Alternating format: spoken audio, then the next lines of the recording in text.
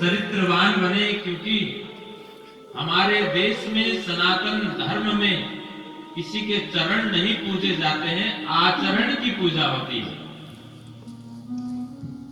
कोई पूजनीय है तो जिसके आचरण अच्छे हैं तो उन्हीं की पूजा होती है, किसी के चरणों की पूजा नहीं होती है प्यारे भक्तजनों। जिसके चरित्र अच्छे होते हैं तो उनकी पूजा होती है, किसी चित्र की पूजा नहीं होती है। ये हमारा देश इसलिए महान है, लेकिन आजकल लोग अंधविश्वास में पड़े हुए, दर दर की ठोकरें खा रहे हैं, कभी कहीं कभी कहीं कभी कहीं। ये केवल अंधविश्वास के कारण। बीच में एक बात और डाल दो, देखिए बहुत से लोग इस प्रकार का पाखंड करेंगे कि हमारे अंदर हनुमान जी आ गए, हमारे अंदर काली मैया आ गई। तो विचार कीजिए, सूर्यपुत्र हुए बाली,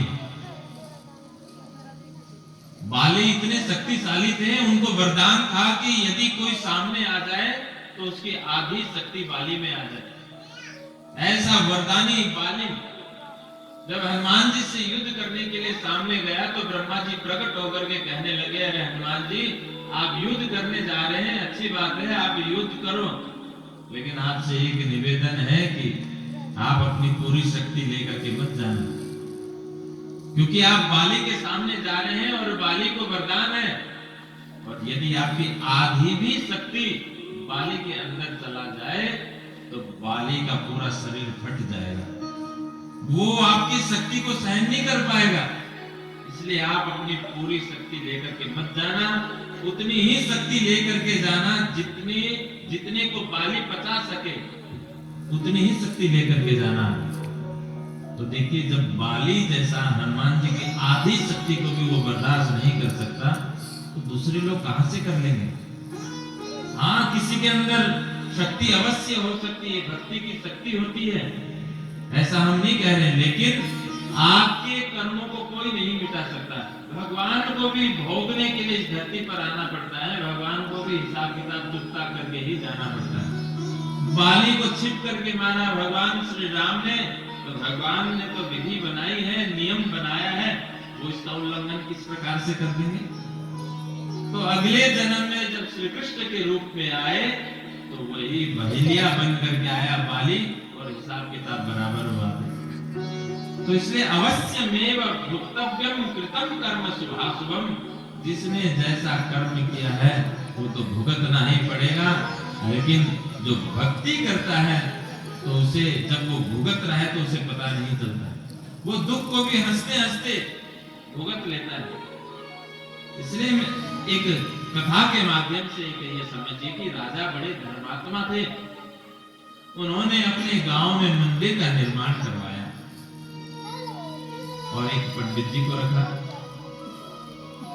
अब देखिए, ब्राह्मण, पंडित जी, विप्र, शास्त्री, आचार्य अथवा संत, इन सब में भी भेद होता है।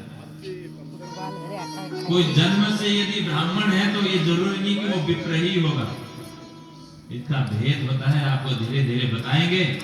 लेकिन पंडित जी इतने सुशील, इतने विद्वान, इतने अच्छे, किसी प्रकार का व्यसन नहीं और किसी प्रकार का कोई मांग नहीं, डिमांड नहीं, जो आ जाए उसी में गुजारा कर लेते। कभी कभी हम भी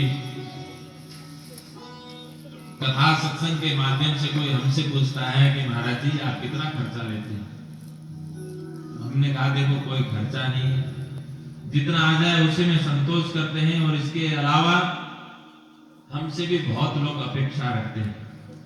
बहुत से अनाथ बच्चे हैं जिनका जिम्मा ले रखा है पढ़ाने का, बहुत सारी कन्याएं हैं जिनका विवाह में हम लोगों को सहयोगी बनना पड़ता है, और जो बिल्कुल अनाथ है उनका माँ बाप बन करके उनका पानी ग्रहण भी करवाना पड़ता है, और इसके साथ साथ में अपने जीवन निर्वाह के लिए भी तो कुछ तो चाहिए। लेकिन ये है संतोषम परमम सुखम, जितना मिल जाए उसमें संतोष करना, इसको मांग नहीं कहा जाता। ऐसा तो नहीं कि हम भूखे ही मर जाएं, इस संसार में आए हैं तो कर्म करेंगे, और कर्म करेंगे जो फल मिलेगा उसे बांटेंगे, खाएंगे भी बांटेंगे भी। इसलिए आज तक हम लोगों ने घर का निर्माण नहीं किया, क्योंकि जो धर्मादेश से जो धन आता है वो धर्म में ही लगना चाहिए। धनात् धर्म तथा सुखम। और हम यदि विचरण कर रहे हैं तो विचरण करते हुए जो अर्जन होता है, कुछ जो अपेक्षाएं लग रखते हैं, उनकी अपेक्षा की पूर्ति करने का दायित्व भी हमारा होता है।